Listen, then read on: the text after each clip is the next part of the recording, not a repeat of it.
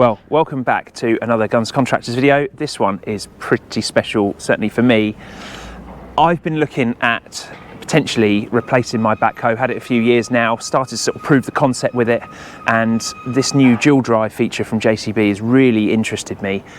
It's something that I think I could make a lot of use of, and I've got some ideas of kind of pushing the backhoe concept to like the next level for me and service that I can provide to my customers. So I had a play on it the other week when I was doing the X Series competition, and that was cool, but difficult to really get a feel for what the machine sort of can do and what it's like. And I've obviously also got this whole thing about maybe do I get a tilt rotator for it, do I not? Obviously I run one on the 3-tonner. Anyway, JCB have been very, very kind in inviting us up to the factory to do a bit of a backhoe day. So the idea, I think, is that we get to go and play in the quarry and go and drive some of this stuff for a little bit longer, get a real feel for it. And they've managed to find somebody with a 4CX with a tilt rotator. So I'm well keen to try that machine out. Anyway, I'll try and film what I can, and I'll take you along for the journey, because yeah, should be, well, yellow injection is always a good day out. I'm wearing yellow, this is yellow, what more can you want?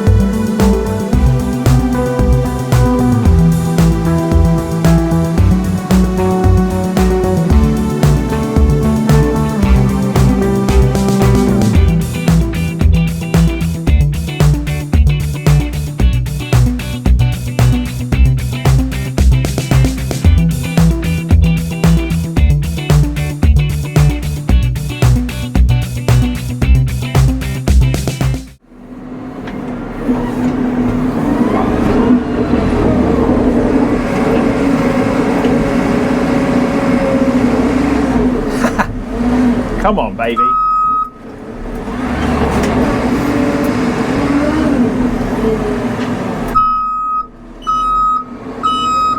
That's a load.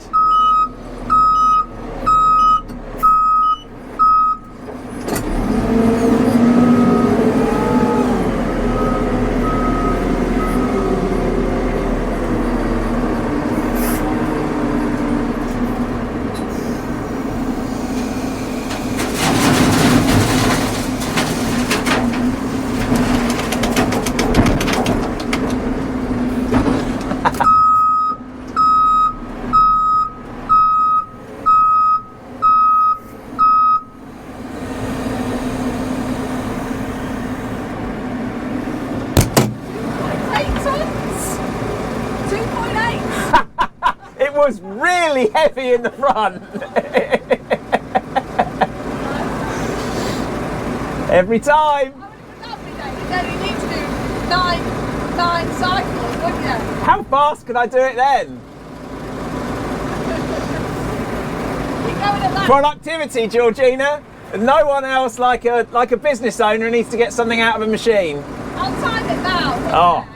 I'll time a bit. Don't rush, lad. All right, I'll give it a go.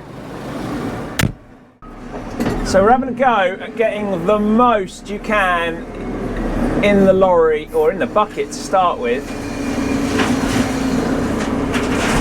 And I've just had 2.6 tons or something in the bucket, which is unreal.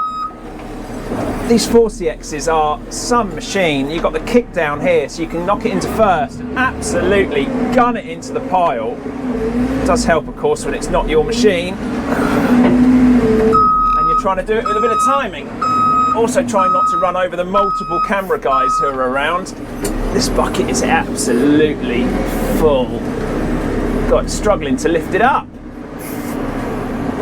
Yeah, she's getting the most out of this for sure.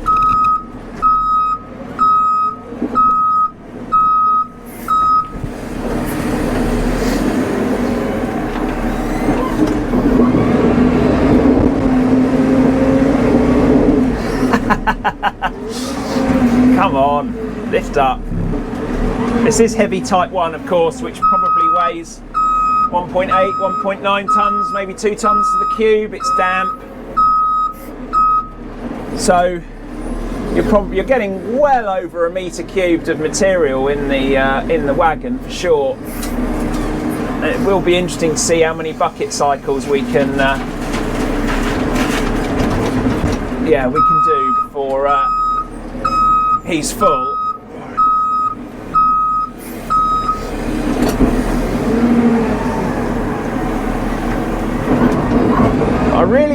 I'm interested in the 4CX because I just think you've got a bit more productivity out of it.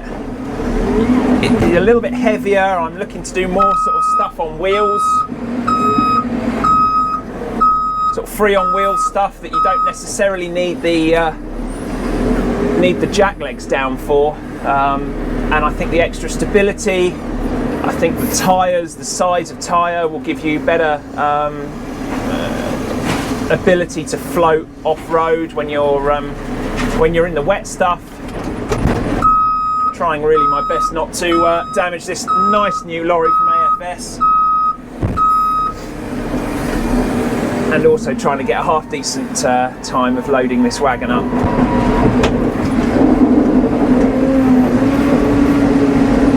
It is absolutely flat out into that. It pushes like mad, but it actually runs out of lift. It's got loads more to give in the push, but it just, I guess right down low, you're asking a lot of those hydraulic rams. But yeah, impressive nonetheless. I mean, do I load lorries very often? No, not really. You know, it's not really my bag, but good to know it does it. There you go. That is, that's a load. Oh, I better move out the way actually.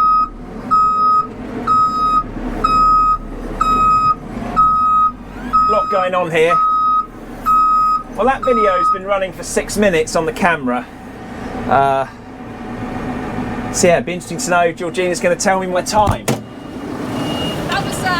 That was 3 minutes 52, but obviously I didn't record the time of your first one. Yeah. So I'd say you're about 4 minutes 10, 4 minutes 20 maybe. Full buckets only. Very impressive. Great fun. Well, I'm just having a walk about the quarry here, and I found what I think used to be, I'm sure these used to be called a mini CX, made in sort of mid-2000s. I think they stopped making them early 2010s, but sort of not really a 2CX because it's only got 2-wheel steering. I think the back ends used to come off and you could fit like tractor loading links on them, but that is a cool little bit of history there.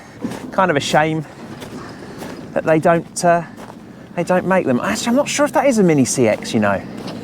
I'm sure the loader, you could take the loader, or definitely put tractor implements on the back. Anyway, cool nonetheless. Good to see one. So this is the grade to blade, no, it's not grade. This is the new grade laser system that JCB have quite easily and cheaply integrated onto the front of the machine, really. You can see it's basically a post mounted on the front loader arms, and that then allows you to mount a laser receiver, which is like a standard laser receiver. You could actually use that on the back arm as well. That obviously talks to your laser over there.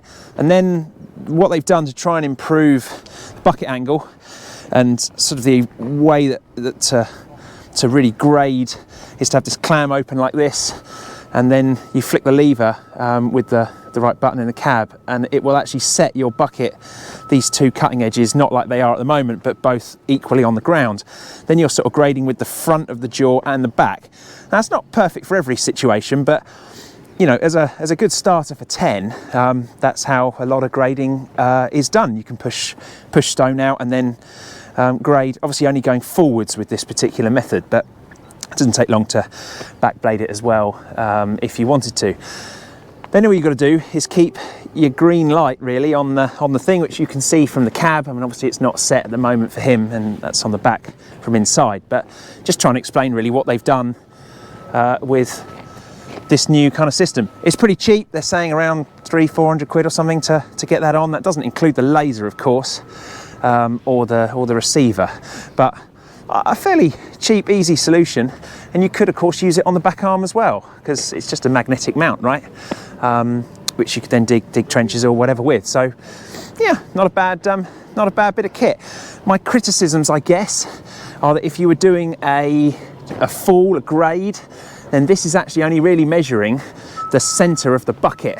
So if you're working in line with the laser, then this bucket, you know, you can sort of feel and you can tell when that's level in these two directions, and that works. But if you're trying to do a grade that's like this, it tells you you're on grade in the middle of the bucket, but not necessarily either end. So I guess that's my sort of criticism. It's not their fault, it's just the constraints of a 1D system as this is. You really want to be working in the same direction as your laser rather than across the slope. But a cheapish, easy solution, and a good starter for 10. And if you're not the best with the front bucket like I am, it would make life a lot easier in probably 70-80% of situations. So just have to understand the constraints really. So this is the bit of kit we come to see. Engcon EC209, got the gripper, got the top hitch. That is a full fat spec, and it's on the back of this lovely platinum 4CX, which almost feels sad he's had to put it in the mud. It's in lovely condition, and I'm looking forward to having a play with this baby. What you got to say? You're going to do some driving for us? I've just done some. Come on, I need to film someone driving it. Right. 4CX. Engcon EC209. This would be the dream setup.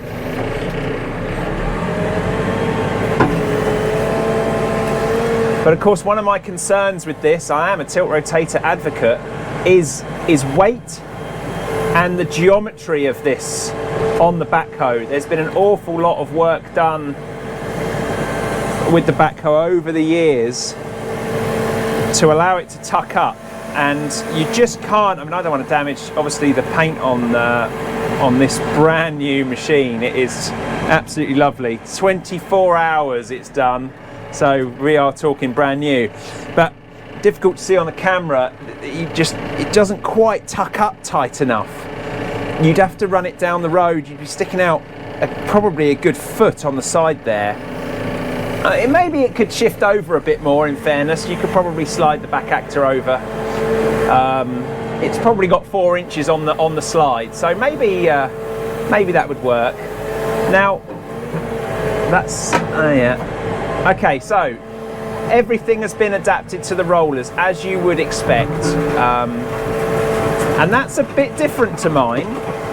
So apologies if I don't quite get the hang of it, because there's an awful lot of rollers going on here at any time, and whilst I can drive a Tiltrotator, there's a lot of, that's the gripper, yeah, there's a lot of rollers to get the hang of.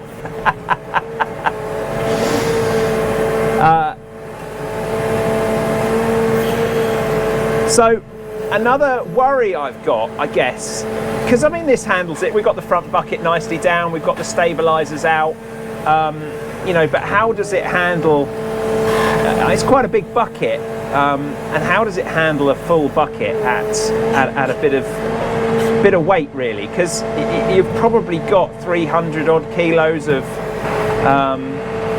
you know, of Tiltrotator on the end of that, and the extra dig is half out there, and it's, you know, it does struggle a bit to, that's the one I need, to lift it. I mean, that's at a full reach. You know, that's quite a lot of weight in that bucket, and you can feel the machine wanting to pivot. I guess you can't have everything with these setups. It's just unrealistic to expect it to drive like it doesn't have this weight on the end. I think what we're looking at is something that allows you to do a lot more work and maybe do a lot less repositioning, because there are compromises with this kind of setup, and yeah, it's heavy, but you know, it handles it off to the side here. I'm not going to be a complete dick, but you know, it's handling it. I wonder if it would actually benefit maybe from almost a smaller bucket. You see, you go to this side, and then in fairness, you do this with any of these machines, and it will want to start tipping over. I don't think you'd be able to have the extra dig out very far, you know, on the same side your king post is slung to, but it competently handles it, in especially straight out, obviously, as you would expect. It does slow the hydraulics down a bit with a full bucket, something that I didn't think the 3CX would struggle with, actually, if I'm totally honest. But you know, you've got a top hitch. You don't have to go to every job with the Tiltrotator on, do you? And there's a lot of, maybe there's, you know, a bit of compromise with that to be thought about. It should though dig sideways very well, because you've obviously got rams instead of you know, a traditional slew ring. So she's got some power in the dig to get some material up to the side, and that's nice. You know, this is what we're really looking to do with this. You've got 180-degree movement, which, you know, is limiting, let's face it, over a 360, but to be able to work you know, in 3 dimensions with your Tiltrotator, as I do on my 8026,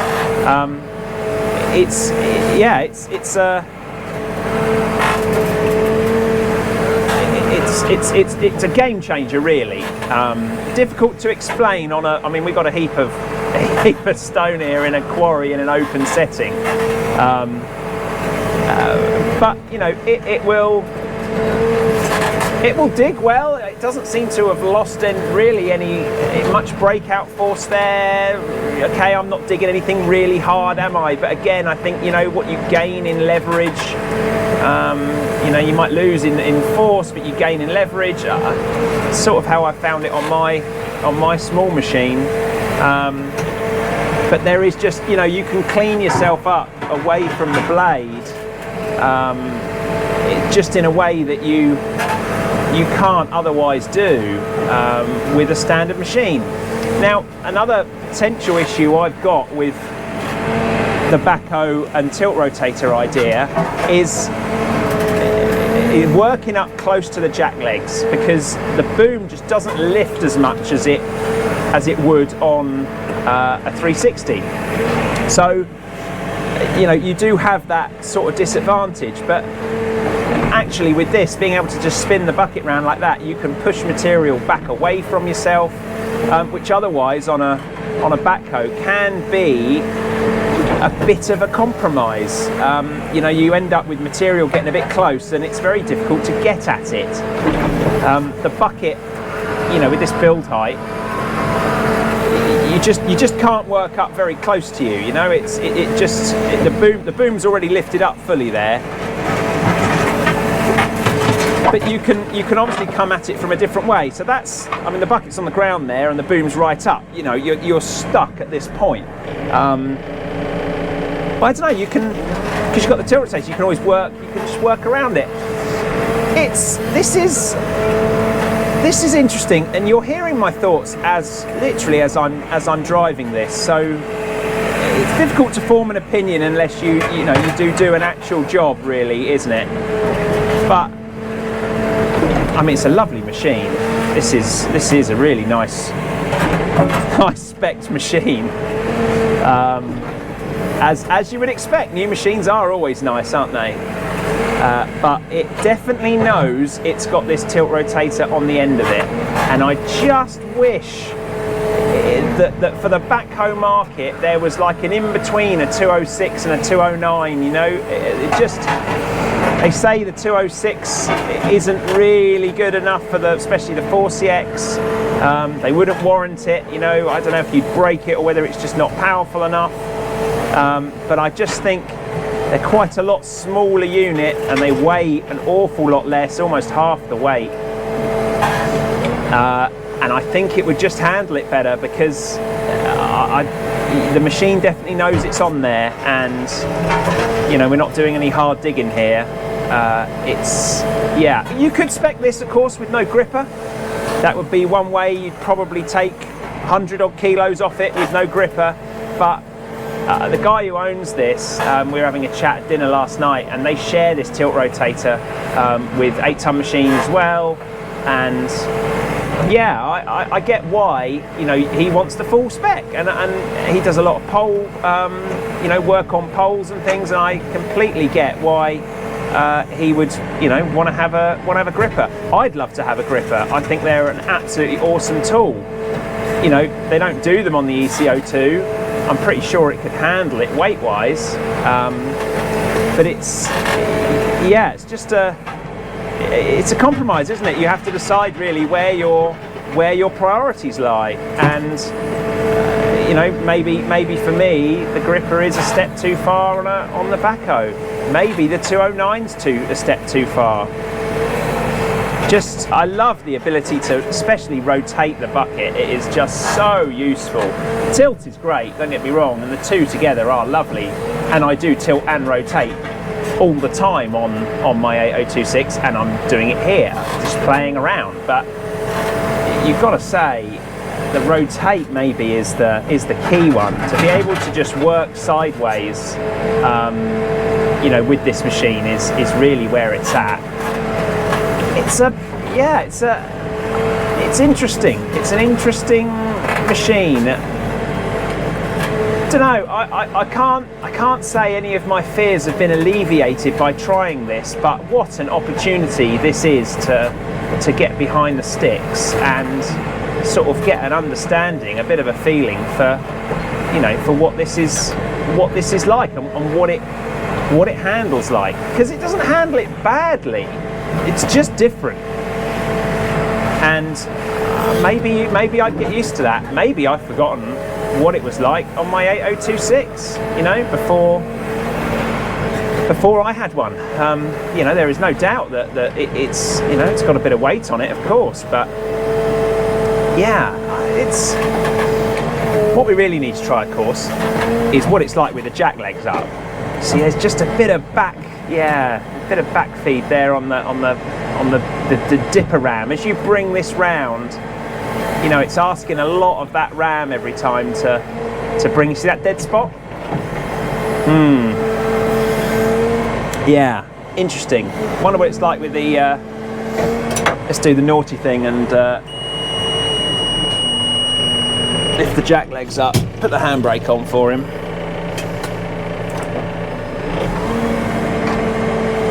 See what it's like off wheels, because ideally you'd want to go along and you'd want to, you know, maybe flick a bit of gear in or something on that, and you know, it's handling some work off the wheels here.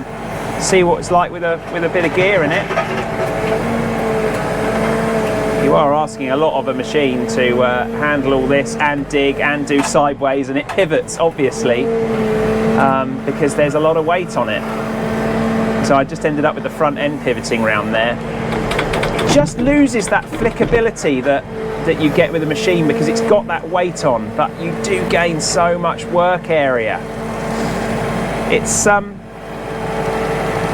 yeah, I mean, it's just that bit too heavy, I think, to really work.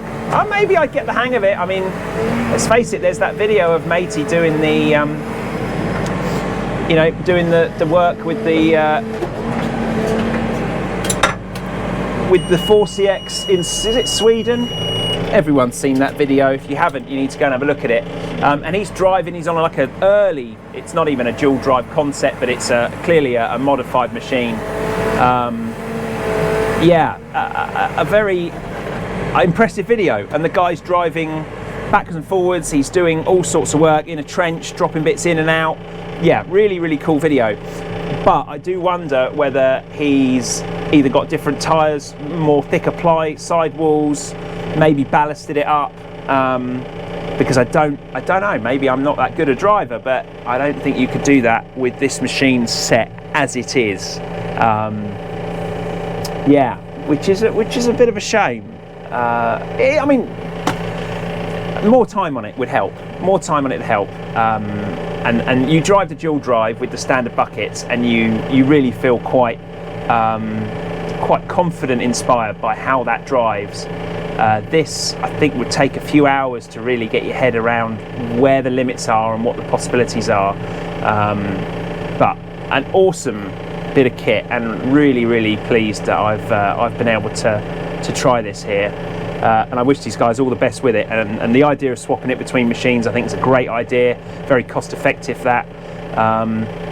So yeah, I think it'll do them well for the sort of work they get on with. But yeah, lots to think about, I think. And it's not just an Engcon problem. It'd be the same if you're the steel wrists. There's this gap between the 6-ton and the 9-ton machines. You know, this Tiltrotator will go up to an 11-tonner, and it would be great on that kind of machine. But it's just that bit big on the smaller end, which the backhoe is really. So yeah, there just needs to be that middle ground, I think, for the Tiltrotators. Anyway, been interesting for sure. Let's go and try some more kit. So these are the sort of new easy forks, they're calling them, on the quick hitch option. Of course, you can still get the bucket flip over forks, and the difference is that the forks now park on the outside and sit down the back here. So instead of having to reach in now to get your forks, you don't. They're actually just slightly outside the loader carriage. Also means you've got a wider carriage. So if you're carrying pipes, you can now flick them round wider. Good idea. They've also put a bit of rubber down here, which helps. It helps to quieten them up a bit. And I'll show them folded up in a second on one of the other machines. They've got them obviously folded out here for this test. They also have a camera option, which is just in this little box here, which is hard to see. But up in the cab, you get the camera on the top as well, which is actually really, that one works really well. Up in the cab, the camera option gives you a screen here, and that then allows you to see the forks. In fact, it's difficult to see if we can get the machine going. The old secret code. So you get, yeah, sadly can't get the machine going, I don't know the code, but you get the screen here, which shows you your forks, which is a really good idea, and you can at least see your forks. The problem is it's quite expensive as an option, and I just think it shouldn't be, really, for the fact that it is a screen. This is adjustable as well, so you can have it in slightly different places, and obviously your steering wheel would be down here normally, wouldn't it, when you're operating it? So but it's quite an expensive option. You do get the two cameras. You get the one up here and the one down here, which is nice. And obviously on the dual drive, that one is really important, which yeah, we'll come to in a bit. So yeah, a couple of small improvements. Again, it's all about small improvements. Now, really, I would like to see the Q-fit carriage, which you can get as an option on these machines, but you can't get the flip over forks with that. So the integrated forks, they call it, you can't get that with the Q-fit carriage on these. And I'd love to see Q-fit and integrated forks, because I think then you could start running loadal attachments. You know, they're the same, very easy to buy, secondhand, plenty of them about. That for me is where I'd love to go with it. But I think I could probably make this work. You just have to modify your attachments to suit, don't you? But yeah, nice small little differences, I think, is the key, and it does all add up. So dual drive 4CX, as this is a really strange concept, and obviously I'm driving forwards but facing the back.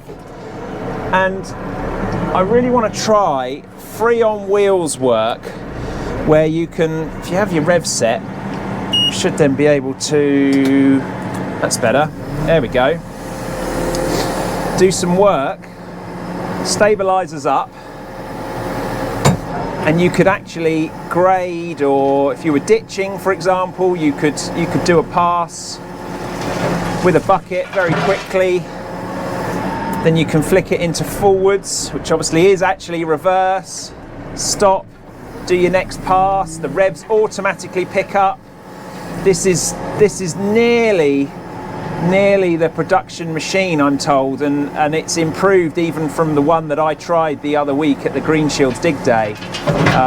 Just small little things, and that rev picking up like that when you just flick it into neutral is brilliant. So you don't need to ride the throttle anymore, which is kind of how I was doing it, when we had it at the Greenshields Day. They've got the steering sorted on your left-hand roller here, so you can just flick around with your left finger on the back of it. Feels quite intuitive actually, and I think the way the 4CX steers works really well for dual drive. It is available on the 3CX as well. I've not tried it yet, but there's, it's certainly possible. Now going the wrong way. It's then working out that they've turned the switch round and just getting your hands and your fingers round which way it works now. But this machine is working nicely off to the side with the legs up, and oh god, on ditching work this would be so much more productive. Absolute treat. You can just work yourself. Just no legs needed. No need for spinning round. I've got the bucket. There's nothing in the front bucket, but it make it a bit more stable. Even if I did that, it just doesn't need it. You can just work yourself with this machine, and it's tricky. Obviously, I've only just got on it. I think if you spent a couple of hours on this, you would certainly get the hang of this kind of work, and just which way each switch goes. Really, really easy to use. There's literally a lever down here which activates the steering, and then you've got your forward, neutral, reverse, which is another kind of innovation they've done on these machines to get it to go forward and backwards. So yeah, I think it's, I need to be in neutral. There we go. Is that right?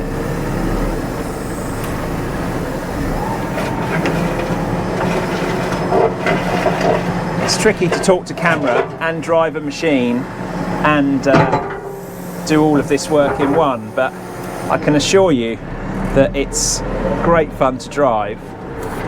What we'll try and do, and be really cheeky, is pick up a load of stone in the front shovel from facing reverse, because that will be a bit of a laugh, and then tramp around with that. I need to remember which way I'm going. So if I flick the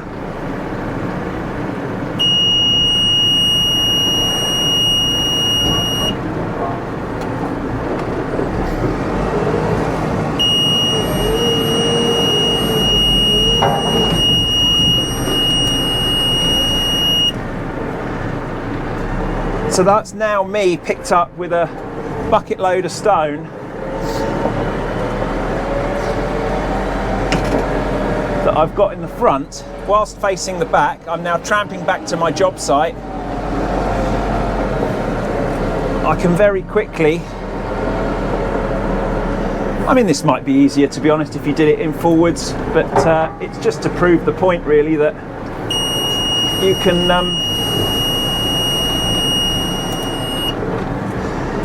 tip a little bit of gear and then return very quickly to a position without having to do any legs down, any of that, and yeah, operate, remembering which switch does which, yeah, and then start operating your back end. And all I'm doing is holding my foot on the brake pedal for this, and that works it works well. You know, you don't necessarily need to keep putting the handbrake on. You could, of course. It's just down to my left here, and it's a new hydraulic handbrake. Again, small improvements are really the theme of the day here. This has been a really good eye-opening day as to where I could potentially take the backhoe concept and what I could potentially do with this. I mean, you know, we've got no attachments here. We've got a fairly basic setup in terms of, you know, grading bucket on, etc. But yeah, really cool to be able to have a play here and get a feel for where a new backhoe might be able to take my business, which at the end of the day is what it's about, isn't it? This stuff has to make money.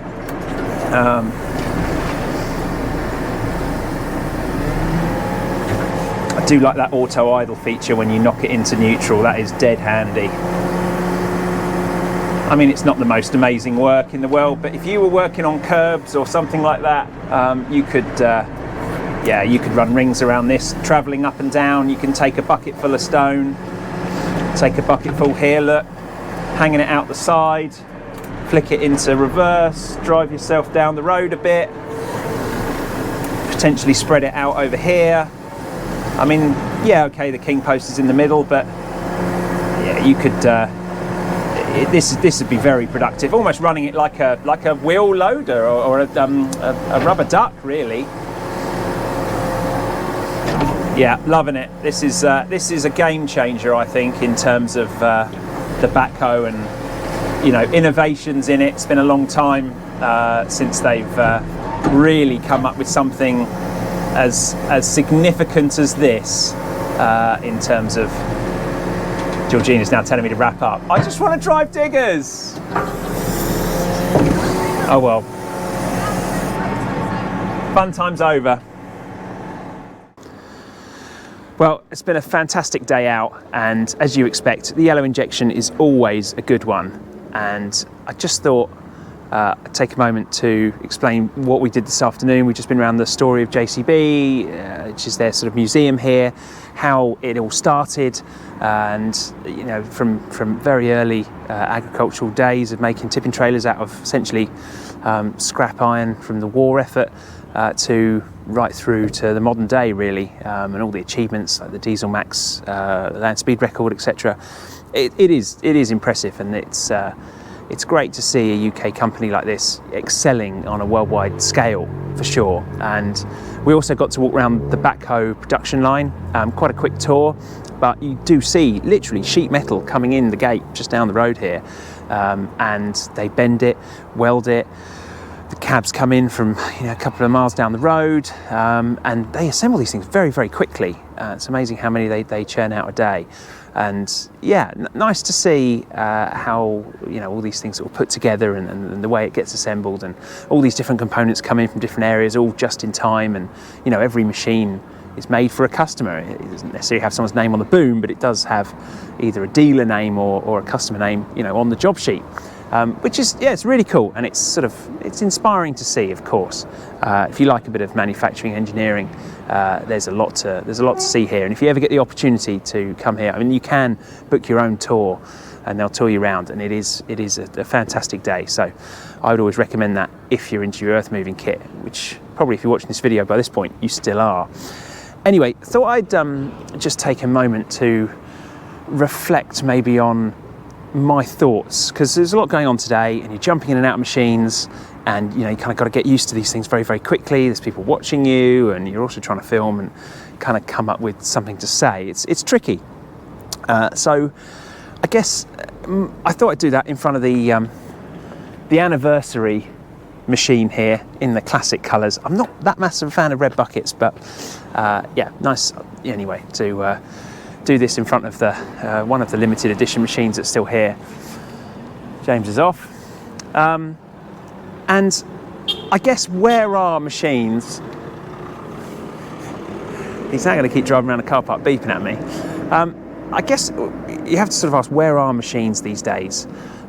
I've got a 2015 machine, nearly 10 years old now, and are the advancement in the backhoe, you know, can you remodel it? It's been going for 50 years. What's really changed in that time? They're all going to keep going around beefing. This is hilarious. You can't have enough friends in this game. Yeah, so I guess it's what's changed with the backhoe in the last 10 years. They look fundamentally very, very similar machines. They have recently been really trying to put some effort and a lot of money into revamping this bit of kit behind me. And even from where this one sits here to where we are now in 2024, there's a lot of small improvements, I would say. It's all small gains. You know, they've moved the forks. This one's got the fold-away forks, but they're on the inside of the quick hitch. You know, they're now on the outside. The hitch is wider. There's a lot of small things that they've done, I think, that makes the new machine better than it was before. Forward and reverse on the joystick is brilliant. Dual drive is exceptionally good. The way they've integrated that into the machine and what you can do with it, certainly on the 4CX that I tried, a lot of free on wheels work can be done with that. I think you could romp up and down a road laying out concrete for curbs or materials. You can work with the front bucket, work with the back bucket. I could see you could put double forks on it. You could be loading out 2 packs of curbs at once. A huge amount of work could be done. The possibilities are opened up by the fact that you can drive it properly in reverse. And yeah, I think that's probably the biggest advancement in the backhoe, probably since long before I was ever driving them, you know, with like SRS and other sort of big changes in the power shift transmissions and things. So there's a lot to like. It's not just quick hitch. You know, the engines are pretty much the same now. They are all stage 5, of course. They're all stage 5. They're not necessarily got AdBlue. You can get a machine under the 75 horsepower which doesn't have AdBlue, and still has a 6-speed gearbox, still does 40k. If you're working on the roads just using breaker, dig's exactly the same as the more powerful machines. I think you'd notice it on hills, things like that, but you know, no disadvantage there, and it's reflected in the price. You know, it's a lot more reasonable price. I reckon around sort of mid £70,000. It's a lot of money still for a machine, but comparable to an 8-tonner. You could have one of those sort of mid-spec machines. So yeah, there's a lot to like, but I'm looking at the Pro versions. I'm looking at running attachments, and I think for me, that's where it wants to be. I think I probably do want to go 4CX. I've decided that today. Whether I'm going to buy one now, this year, next year, I don't know. But there's enough now, I think, to warrant really my high-spec machine is great and it's far from worn out.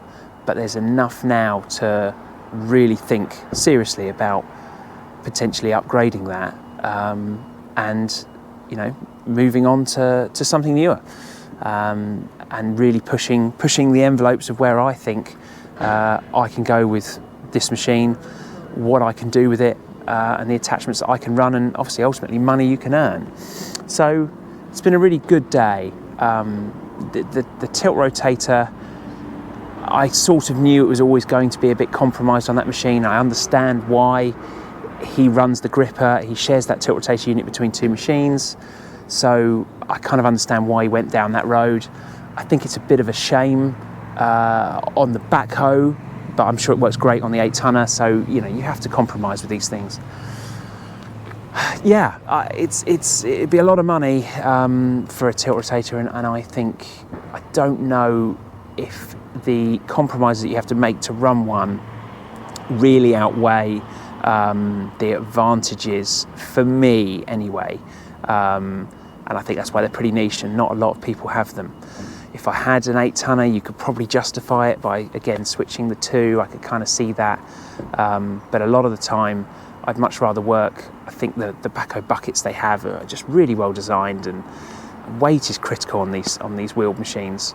So it was great to try one, because why else? Otherwise, how would you know? You'd spend upwards of £20,000 on a Tiltrotator for it, get it installed, and then find pretty much what I discovered in 10 minutes today. So yeah, I don't know. For some people it will work, no doubt. But for me, I'm not sure I'm going to go down the Tiltrotator route on a backhoe just yet. I think there's better things to spend money on, and yeah, I'd much rather have a load of attachments, an arsenal of weaponry that you can turn up to a job with, than necessarily go down the Tiltrotator route. So anyway, they're my sort of rambling thoughts on the day. It's been brilliant to try out these machines, and I have to thank JCB for giving us the opportunity to do this. There's been a few others here as well, and we've had a great day out. So thank you very much, JCB. Always a pleasure to come up and see what goes on here, because I think it's very easy for people to